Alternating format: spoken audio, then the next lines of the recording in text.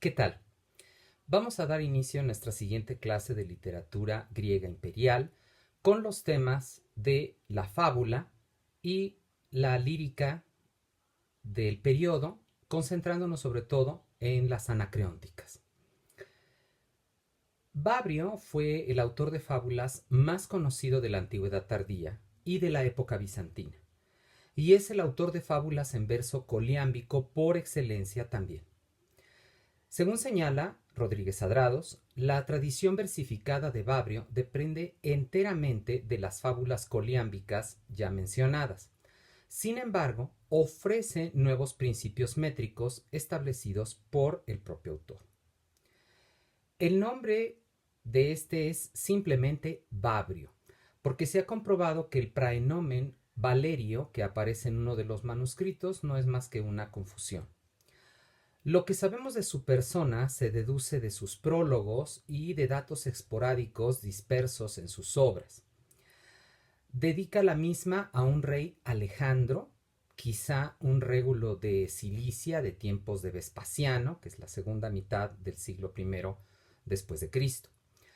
Por cierto criterio de acentuación, que es el gusto babriano por las palabras graves hacia el final del verso, se ha sugerido también que la fecha fuera el siglo segundo, pero no es imposible que ya desde ese mencionado siglo primero se produjera un desinterés por la cantidad de las vocales, que es la razón prístina de dicho cambio.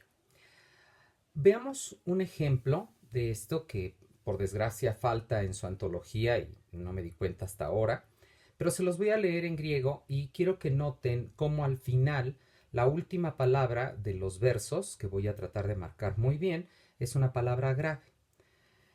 Mathoi anhutoi tautechon takainoieis, ectus sofugerontos emina isopu, mythos phrasantos tes eleutheres muses, onnin hekaston anthisas eme neme, melistagesoi lotokerion theso, picron iambon escleracola telinas. La traducción sería: así hubieras aprendido estas cosas y conocido de nuestra parte, habiendo enunciado las fábulas del viejo sabio Esopo con una musa libre. De aquellas habiendo florecido, ahora cada una en mi memoria te colocaré un panal de destilante miel, habiendo suavizado los duros miembros de los acres yambos. De tales frases de su prólogo se deduce que Babrio era un innovador, aludiendo a esas modificaciones métricas y de estilo literario al señalar que abandonará la virulencia de los yambos, pero respetando los viejos sentidos de la fábula esópica.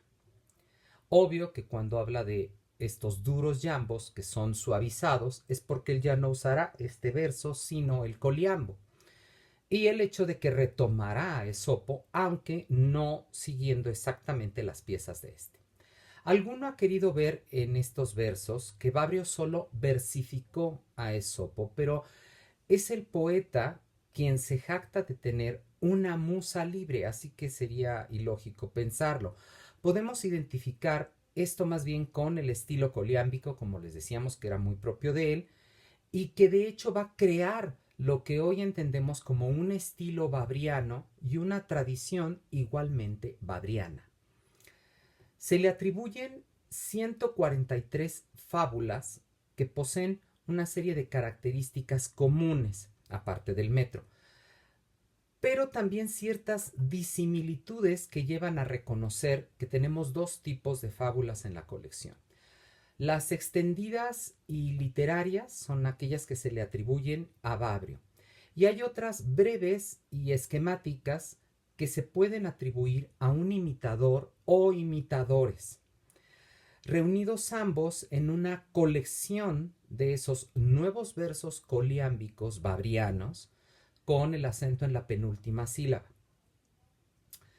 Tanto Babrio como sus imitadores abrevan de una misma fuente. Es una colección o colecciones helenísticas de fábulas en verso, e incluso semiprosadas. El contenido es mixto en cuanto a temas y en cuanto a subtipos de fabulísticos, subtipos de fábulas.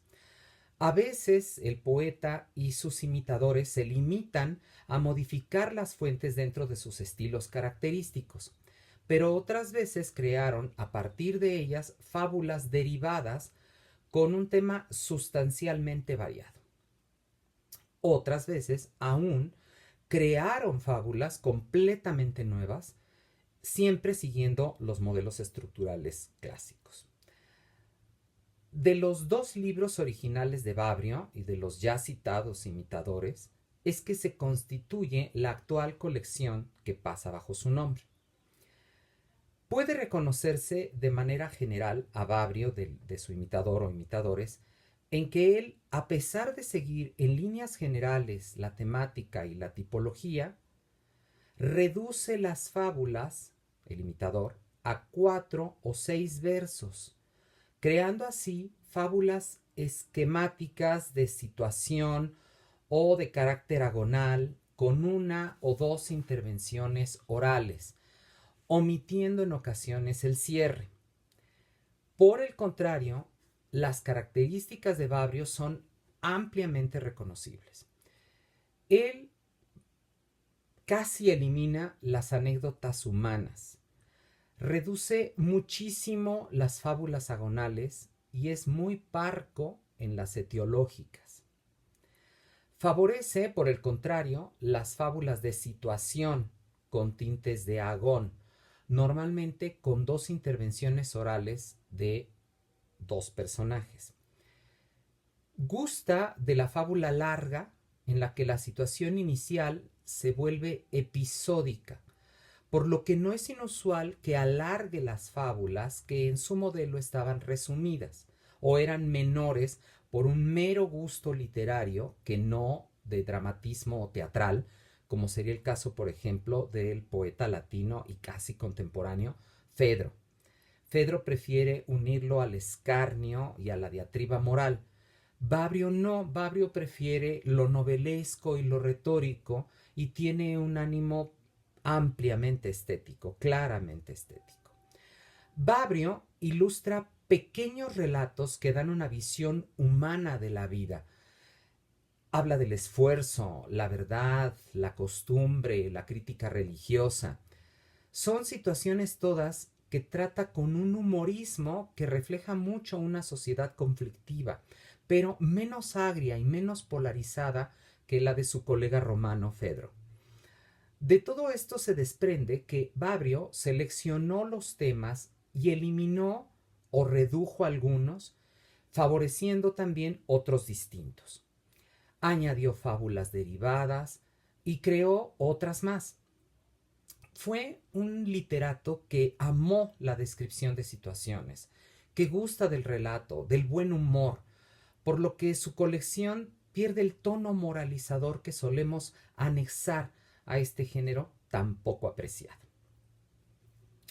Dado el tiempo que tenemos, vamos a explorar únicamente como ejemplos dos fábulas de Babrio. Como siempre, les recuerdo que en su antología de textos griegos está la versión en este idioma y ustedes pueden ir siguiendo la traducción, que es mía. Dice: una vez a una comadreja enamorada de un guapo varón, la augusta Cipris, madre de los deseos, ofreció cambiar su forma y tomar una femenina, la de una hermosa mujer. De ella, ¿quién no querría enamorarse? Aquel, al verla, pues estaba preso de su destino, al punto la desposó. Luego de ocurrida la cena, un ratón pasó por encima. A él, arrojándose debajo de la cama de buenos cobertores, persiguió la novia. Había abandonado el festín de boda y, jugueteando convenientemente, Eros respondió: fue vencida por su naturaleza. Fíjense cómo, a diferencia de esperar la moraleja final que suele aparecer en las fábulas, aquí más bien tenemos una reflexión que parte del texto mismo, del relato novelesco que nos hace Babrio, donde entendemos que la gente puede cambiar solo aparentemente, que no cambia su esencia, que no cambia lo que es en sí misma. Se puede modificar la forma de ser, pero, perdón, se puede modificar el exterior, pero no la forma de ser. El segundo ejemplo es como más tradicional. Dice, un ratón mordió a un toro. Este, dolorido, persiguió al ratón. Cuando se adelantó para huir hacia el escondrijo de un hoyo, excavó las paredes clavando los cuernos, hasta que el toro, agotado, se echó arrodillándose junto al agujero. Allí, asomándose, el ratón se arrastró y de nuevo, mordiéndolo, huye. Aquel, levantándose, no sabiendo lo que haría, se marchó. En tanto que el ratón le chillaba: no siempre el grande es poderoso, donde no hay más que ser pequeño, también vale ser taimado. Vean que tiene un sentido más tradicional, más del corte de la inteligencia y la astucia pueden vencer a la fuerza bruta, pero aún así con un giro, con un sentido más humorístico de cómo el ratón puede vencer la fuerza del toro, animal por antonomasia incluso de divinidades, y que aquí queda reducido a un vencido por el animal más pequeño que se puede uno imaginar. Muy bien. Bueno, pasemos ahora, ya que se cierra el tema de la fábula, a hablar de la lírica imperial y particularmente de las anacreónticas. Miren, la poesía imperial hereda muchos rasgos de su homónima helenística y entre ellos está el afán por experimentar. Si bien ya no lo hace en un sentido tan difícil, tan erudito como se veía en el helenismo, es un sentido más modesto, pero en ocasiones es rebuscado o a veces es meramente formal. De tal suerte, abundan experimentos métricos. Los textos con acertijos también están sobre todo representados en los libros finales de la antología palatina. Por ejemplo, tenemos este que dice: Anthropomeloseimi, hoi kai temnei me sideros, grammatos jairomeno dietai helios. Soy miembro del hombre, quien también me corta con el hierro. Prescindiendo de una letra, el sol se hunde. Es prácticamente una adivinanza. ¿Qué es aquello que el hombre se corta de su cuerpo con el hierro y que si le quitamos una letra al nombre de dicho miembro, se entendería que el sol se mete? La respuesta es la uña, que en griego se dice onyx, y que si quitamos la omicron inicial, la primera letra, la palabra que nos queda es nix, noche. Y entonces ahí está, digamos, el retruécano del epigrama. Veamos uno que tiene incluso un sentido onomatopéyico. Ktei nakasin, ktane de aum mekasis, thanomen dipo pathros, metera danfotero, tethnaontes ktanomen. Juega mucho con el verbo kteino, matar. La traducción diría: maté a mi hermano me mató a la vez. Morimos a causa de nuestro padre, y ambos muriendo matamos a nuestra madre.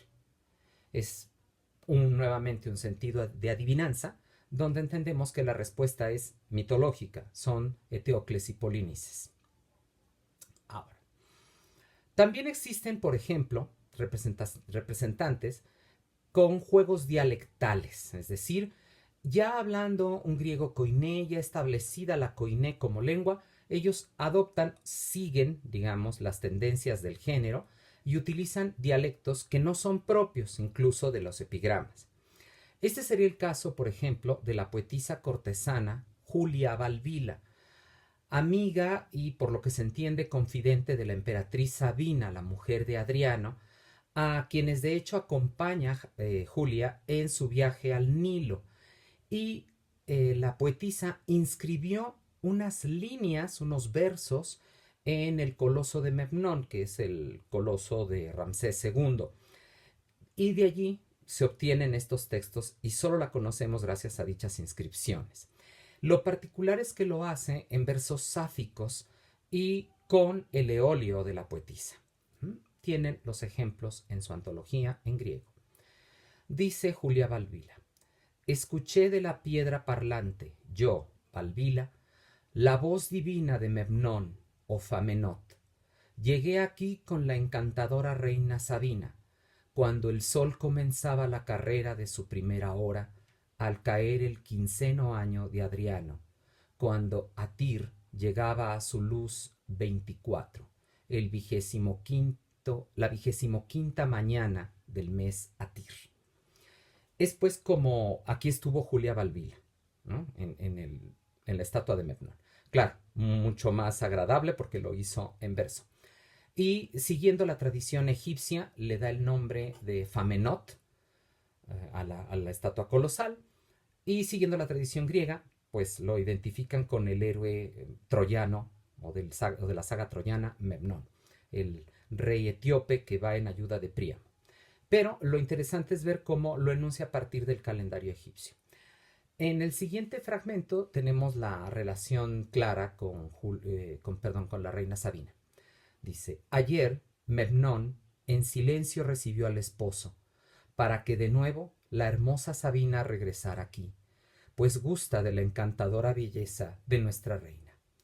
Pero cuando lleguemos, lanza un divino grito, no sea que contigo el rey se malquiste, porque demasiado atrevido, retuviste a la augusta esposa legítima.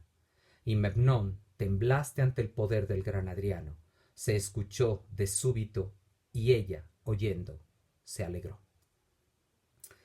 Se entiende que hubo una primer visita y supuestamente si se hablaba o se podía escuchar a determinada hora del día, el grito, sería un sonido de la estatua de Memnón, no ocurrió en la primera visita y Julia Valvila, en lugar de decir esto fue un error, qué mal, no nos pasó bien, no cantó o no habló la estatua, regresaron al día siguiente y dice lo que pasa es que querías volver a ver a la reina. En fin, halagando cortesanamente.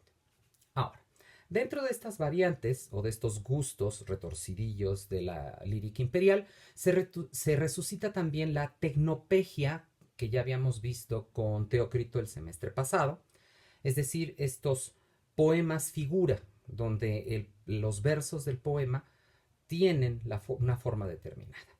Ese es el caso del altar, de un tal Besantino, que quizá es la forma errónea de destino. Este altar que vamos a analizar en un momento tiene aparte una particularidad, que es el acróstico, que incluso se reconoce en los papiros oxirrincos. Hay muchos poemas que forman el acróstico. Ya saben que la primera línea de cada verso forma finalmente una frase.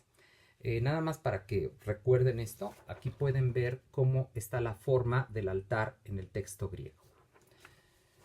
Vamos a ver la traducción, que no es mía, es de María Teresa Molinos. Sombría tinta de víctimas no me tiñe, cual púrpura, con sus sanguíneas gotas. Sobre mí los cuchillos afilados en la piedra de Naxos no inmolan la propiedad de pan. Con espirales de humo la resina fragante de los árboles nicios no me tizna. Un altar estás viendo que no está construido con ladrillos de oro ni con barras de áliba. Ni siquiera el que fabricó la cintia estirpe con cuernos de las cabras todas que en las escarpas del cinto hallan su pasto podría rivalizar conmigo. Soy de las hijas del cielo y de las 9 de la tierra, cuyo arte quiso, no mortal, el rey de eternos dioses. Tú, abrevando en la fuente que horadó el de Gorgona, sacrifica, vierte para mí, mucho más dulce que miel de hijas de Himeto, copiosas libaciones. Puedes acercarte sin temor a esta fábrica mía. Yo estoy libre de fieras que despiden veneno, como la que escondía aquel altar que en la Tracia Eneas, cerca de Mirina, en honor tuyo ofrendó, tripadre, aquel ladrón del vellocino de oro. Como siempre, las tecnopegias tendrán sus retruécanos literarios y mitológicos. Del título del poema figura, podemos rescatar que a veces es llamado altar jónico, por hallarse en este dialecto escrito, pero que también a veces recibe el nombre de altar bizantino. Está escrito en en metros muy diversos, y como les decía, las letras iniciales de cada uno, leídas verticalmente, forman una frase griega que se traduce como puedas olímpico sacrificar muchos años. Y quizá es a una especie de ofrenda que se hace al emperador Adriano, que era el que estaba en turno. A diferencia de los Carmina Figurata de época helenística, este no se halla tan plagado de circunloquios misteriosos o de referencias míticas demasiado complicadas. El altar se describe como algo muy diferente a lo que esperaríamos. Es uno que pertenece a las musas, en el que se sacrifica el arte del poeta para agasajar a las diosas. Y quizá al final podemos atisbar cierto guiño del poeta al aludir a otro poema figurado de un altar que no encierra un peligro como el que sí describía la obra de Dositeo años atrás, donde acechaba una venenosa serpiente. En cambio, este altar jónico es de sosegada calma poética. Señalar a Naxos es solo porque era famosa por sus piedras de afilar, y a Pan porque, cual dios pastoril, le pertenecían las reses sacrificiales. Aludir a Nisa no es recordar el mítico país de Baco, sino la ciudad arábiga de donde procedía el incienso de esos árboles nicios. Y la Áliba no es sino la ciudad natal de una planta con la que se fabricaban ciertas construcciones. La cintia estirpe tendrían que ser Apolo y Artemis. En este caso, Artemis. Nacidos en Cinto, que era un monte de Delfos, y que por tanto mencionarlo es inécdote.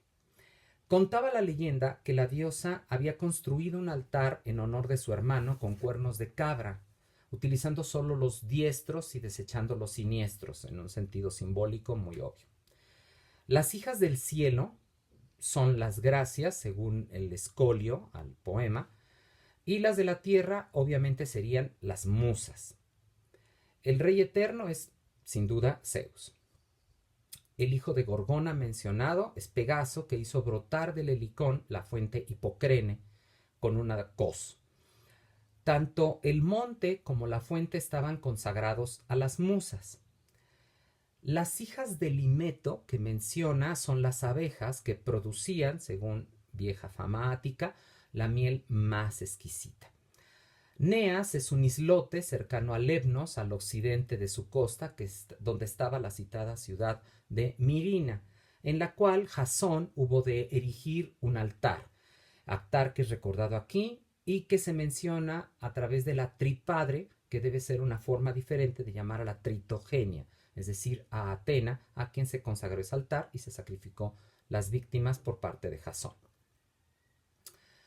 Con todo, el género lírico típicamente imperial por sus rasgos y por su espíritu, y que podría ocupar un sitio de honor junto al epigrama, son una serie de obras conocidas como anacreónticas. Es una colección anónima de fechas muy diversas y que tiene su fama a partir de 1554, cuando se editó una serie de odas atribuidas al poeta arcaico Anacreonte de Teos. La realizó Stein, que obviamente firma con el nombre latinizado, Stephanus, y constaba de 55 poemas y provocó una gran conmoción al pensarse que era un rescate increíble de la obra del poeta arcaico perdido. Tiempo después salió a la luz que los textos procedían del célebre Codex Palatinus 23, que ya contenía la antología griega. Así que la respuesta de los humanistas de aquel tiempo no se hizo esperar. La discusión versó sobre la autenticidad de la colección, que fuera obra de Anacreonte.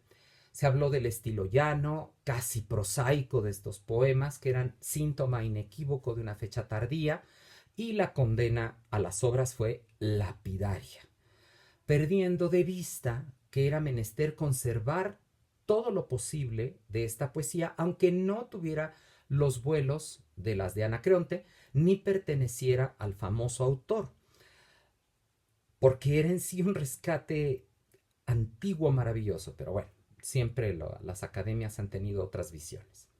Los criterios para negar la paternidad de Anacreonte resultaban los mismos que auxilian de hecho para determinar la fecha posible de estas piezas. Primero están los aspectos técnicos. en relación a la prosodia y la métrica, que son claramente tardíos. Segundo es el empleo de la koiné. Tiene el texto escasos jonismos, poetismos y arcaísmos que obviamente se esperarían en los poetas del periodo. 3. Hay vacilaciones en el uso de la lengua. Jonia, ática y algunas lenguas estrajónicas. Hay dorismos más o menos frecuentes. Entonces esa mezcla ya habla de que pues, para nada Anacreonte. 4. Hay anacronismos referentes a la retórica, a la pintura, que era un arte que estaba en intensa boga, sobre todo en la escuela Rodia, y que por eso nos ayuda a pensar que es época imperial. 5.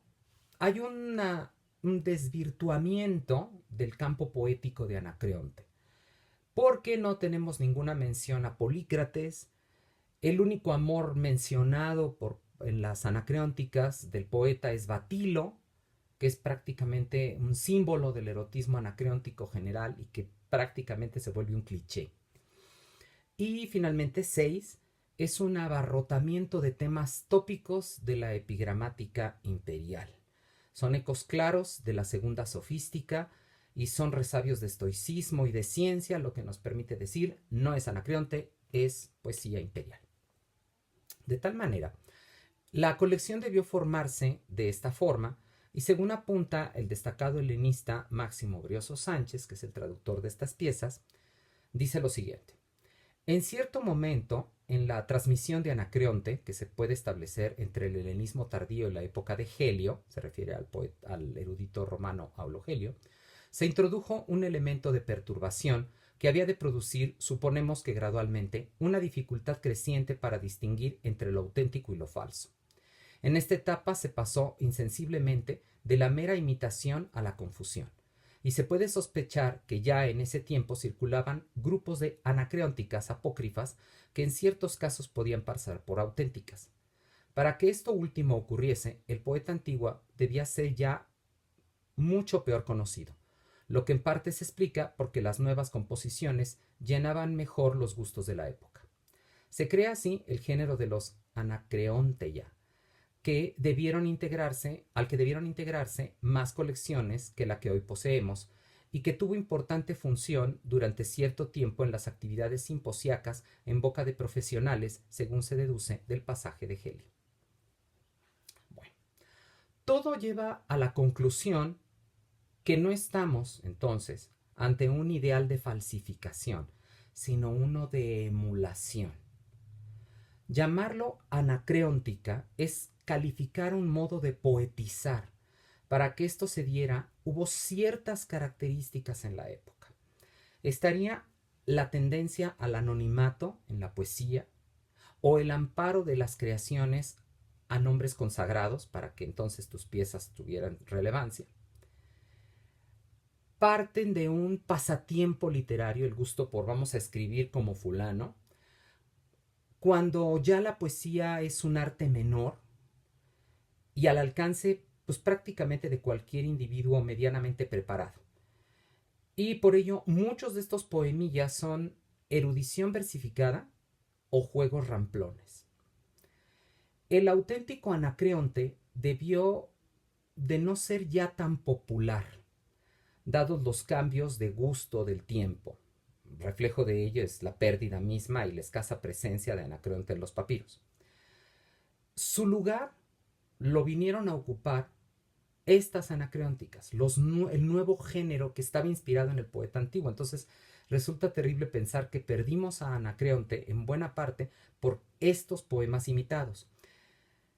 Y de hecho, estos poemas son respetados y llegaron a nuestro tiempo porque estaban bajo el nombre de Anacreonte.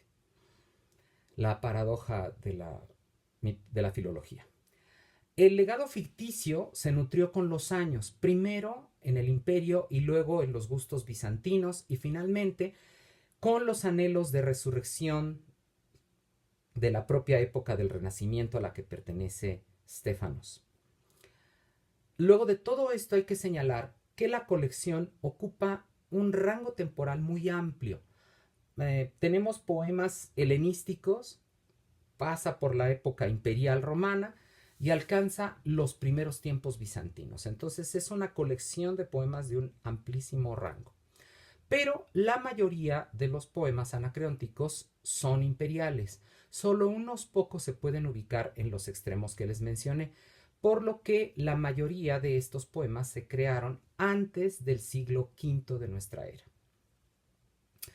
La temática que domina la colección de las anacreónticas resulta ser, sin atisbo de dudas, el amor, tanto expresado como sentimiento, cuanto señalado como Dios, situándose en la corriente de la lírica erótica griega, cuyo rastro parte de la edad arcaica con los poetas Alcmán, Alceo, Safo y, por supuesto, Anacreonte.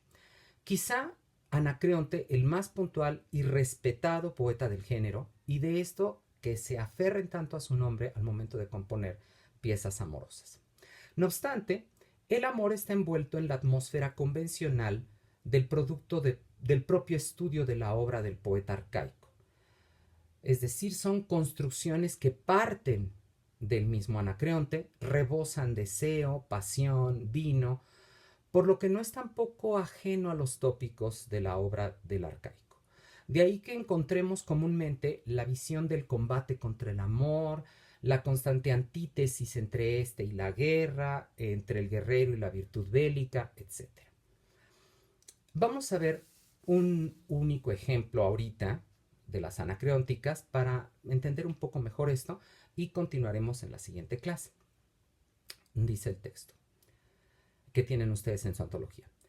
Naturaleza ha dado cuernos a los toros, cascos a los caballos, ágiles patas a las liebres, a los leones las fauces con sus dientes, a los peces el nadar, a las aves volar, a los varones la razón. Para las mujeres nada tuvo. ¿Qué entonces? Les dio belleza. En lugar de todos los escudos, en lugar de todas las lanzas, vence tanto al hierro como al fuego una que es bella. En ocasiones este gusto tópico da a los poemas cierta dimensión poco seria y que los estudiosos consideran falta de la verdadera dignidad poética, pero como siempre son visiones filológicas muy cerradas.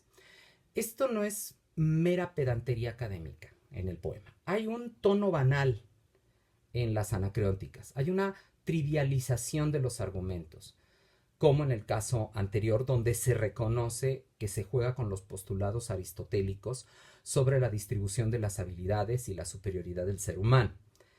Pero también hay que señalar que en ello hay un acierto al dar una conclusión inesperada, que no es sino una chispa de ingenio en medio de la vorágine de temas sobados y de lugares comunes. De pronto nos parecería un poema misógino, ¿no? A las mujeres, si al hombre le dieron la razón, la mujer no tiene nada. Pero entonces retoma el sentido poético arcaico de Anacreonte, de Safo, donde la belleza lo es todo, y la inspiración de la belleza, que es el amor, es tan fuerte, que dice que entonces lo más grande es lo que tiene la mujer. Y lo podemos tomar desde ese otro punto de vista. La belleza femenina es tal que resulta ser lo más importante. No importa la fuerza, no importa la destreza, no importa incluso la razón, si eres hermoso. Entonces, sí es trivial, sí es hasta torpe, digamos, en su enunciación, pero responde a los postulados antiguos, a los sentidos arcaicos de manera tópica. Para Berg, considera que es un verdadero acierto de la colección esta trivialización, este gusto por el final inesperado. Y era precisamente esos momentos livianos que procedían de la edad helenística y que inspiró a todos estos poetas anónimos al darle creatividad a sus piezas. Bueno, muy bien. Vamos a continuar con las anacreónticas y con la lírica la siguiente clase. Que estén muy bien.